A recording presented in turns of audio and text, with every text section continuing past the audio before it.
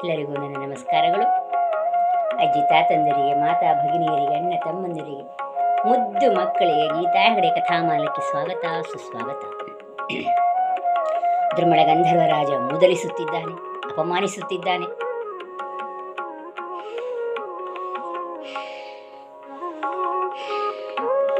ಕಣ್ಣುಗಳಲ್ಲಿ ಕಿಡಿ ಕರ್ತಾ ಇದ್ದಾರೆ ದುರ್ವಾಸ ಮುನಿಗಳು. ಸಭೆಯಲ್ಲಿ ಸ್ಮಶಾನ ಮೌನ ಆವರಿಸಿದೆ. ಒಂದು ಸೂಜಿ ಬಿದ್ದರೂ ಶಬ್ದ ಕೇಳುವಷ್ಟು ಮೌನ. ಗಂಧರ್ವನ ಕಥೆ ಮುಗಿತು, ಏನಾದರೂ ಒಂದು ಆಗ್ತದೆ ಅಂಥೇಳಿ ಎಲ್ಲರೂ ಉಸಿರನ್ನ ಬಿಗಿ ಹಿಡಿದು ಕುಳಿತಿದ್ದಾರೆ. ಇಂದ್ರ ಸುಮ್ಮನಿರು ಮಾರಾಯ, ಸುಮ್ಮನಿರು, ಕೋಪಗೊಂಡಿದ್ದಾರೆ. ನೋಡು ಅಲ್ಲಿಗೆ ದುರ್ವಾಸ ಮುನಿಯರು ನೋಡು ಕೋಪಗೊಂಡಿದ್ದಾರೆ ಅಂತ ಹೇಳ್ತಾ ಇದ್ದಾರೆ. ಆದರೂ ಇವನಿಗೆ ಲಕ್ಷ್ಯ ಇಲ್ಲ. ಅವರೊಬ್ಬರು ಋಷಿಮನಿಗಳು. ಋಷಿಮನಿಗಳಾದಂಥವರು ಕಾಮ, ಕ್ರೋಧ, ಲೋಭ, ಮೋಹ ಎಲ್ಲವನ್ನೂ ಬಿಡಬೇಕು. ಆದರೆ ಇವರು ಯಾವುದನ್ನು ಬಿಡದೆ ಅವರಷ್ಟಕ್ಕೆ ಅವರು ಕೋಪ ಮಾಡ್ಕೋತಿರ್ತಾರೆ ಅಂತೇಳಿ ಮತ್ತೆ ಮತ್ತೆ ಮತ್ತೆ ಮತ್ತೆ ಮೊದಲಿಸ್ತಾನೆ ಇದ್ದಾನೆ. ದುರ್ವಾಸನಿಗೆ ಕೋಪ ಬಂತು. ಮುಚ್ಚಬಾಯ್ ಮಧಾಂಧ, ದುರಾತ್ಮ, ಅಹಂಕಾರ ಪಿತ್ತ ನೆತ್ತಿಗೇರಿದೆ ನಿನಗೆ.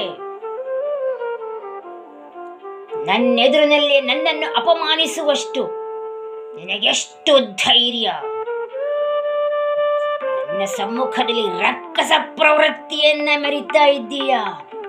ಇದೋ ನಿನಗೆ ಶಾಪವನ್ನ ಕೊಡುತ್ತಿದ್ದೇನೆ. ಭೂಲೋಕದಲ್ಲಿ ನೀನು ರಕ್ಕಸನಾಗಿ ಜನಿಸು ಅಂತ ಶಾಪವನ್ನೇ ಕೊಟ್ಟುಬಿಟ್ಟೆ. ಅದಕ್ಕಾಗಿ ಹೇಳುದು, ಅತಿಯಾದ ಅಹಂಕಾರ ಯಾರಿಗೂ ಒಳ್ಳೆಯದಲ್ಲ.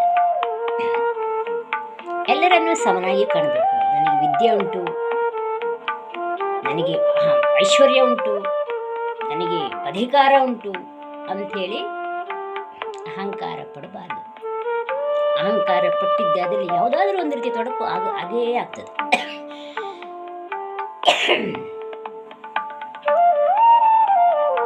ಆಗ ದುರ್ಮಳ ಗಂಧರ್ವರಾದ ಭೂಲೋಕದಲ್ಲಿ ಘೋರ ರಕ್ಕಸ ರೂಪ ಹೋಗಿ ಕಾಲಿಗೆ ಬಿದ್ದು, ಗುರುವರ್ಯ, ಋಷಿವರ್ಯ, ಸರ್ವ ಅಪರಾಧವಾಯಿತು ನನ್ನದು, ಕ್ಷಮಿಸಿ. ನೀವು ಎಂಥವನೆಂದು ನನಗೆ ಗೊತ್ತಿತ್ತು, ಆದರೂ ನನ್ನ ಬುದ್ಧಿಗೆ ಏನು ಮಂಕು ಬಡಿದಿತ್ತೋ ಗೊತ್ತಿಲ್ಲ ನನಗೆ.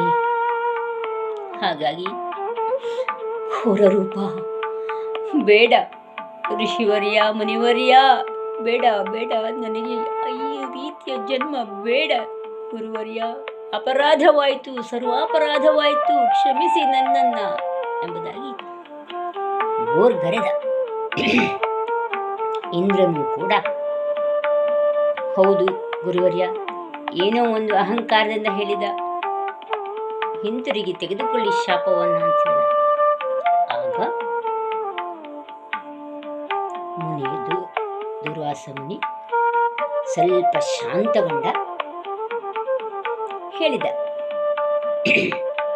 ಗಂಧರ್ವರಾಜ, ನೀನು ಅಹಂಕಾರದಿಂದ ಮೆರೆದೆ,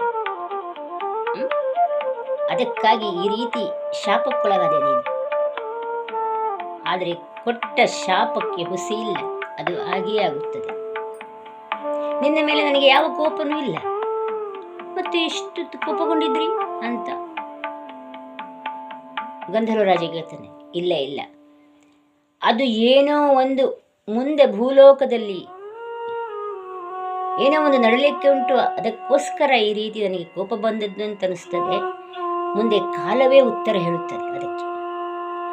ಹಾಗಾಗಿ ನಿನ್ನ ಶಾಪ ವಿಮೋಚನೆಗೆ ಒಂದು ಪರಿಹಾರವನ್ನ ಹೇಳುತ್ತೇನೆ. ಹೌದಾ, ಅಷ್ಟಾದರೂ ಮಾಡಿ ಗುರುವರ್ಯ, ನನಗೆ ಆ ರೀತಿಯ ಬದುಕಲು ಇಷ್ಟವಿಲ್ಲ ನಮ್ಮ ಲೋಕವನ್ನ ಬಿಟ್ಟು. ಹಾಗಾಗಿ ಅದಕ್ಕೊಂದು ಪರಿಹಾರವನ್ನಾದರೂ ಸೂಚಿಸಿ ಅಂತ ದಯನೀಯವಾಗಿ ಬೇಡಿಕೊಂಡ. ಆಗ ದುರ್ವಾಸ ಮುನಿ ಹೇಳಿದರು, ನೀನು ಭೂಲೋಕದಲ್ಲಿ ಯಾವ ಕುಲೀನ ಸ್ತ್ರೀಯರನ್ನು ಅಂದರೆ ಒಳ್ಳೆ ಮನೆತದ ಸ್ತ್ರೀಯರನ್ನು ಕೂಡುತ್ತೀಯೋ ಆಗ ಅವಳ ಗಂಡನಿಂದ ನಿನಗೆ ಮೋಕ್ಷ. ಹೋಗು ನಡಿ, ಗೊತ್ತಾಯ್ತಾ ಅಂಥೇಳಿ ದೂರ್ವಾಸ ಮುನಿಯರು ಅವನನ್ನು ಕಳುಹಿಸಿದ.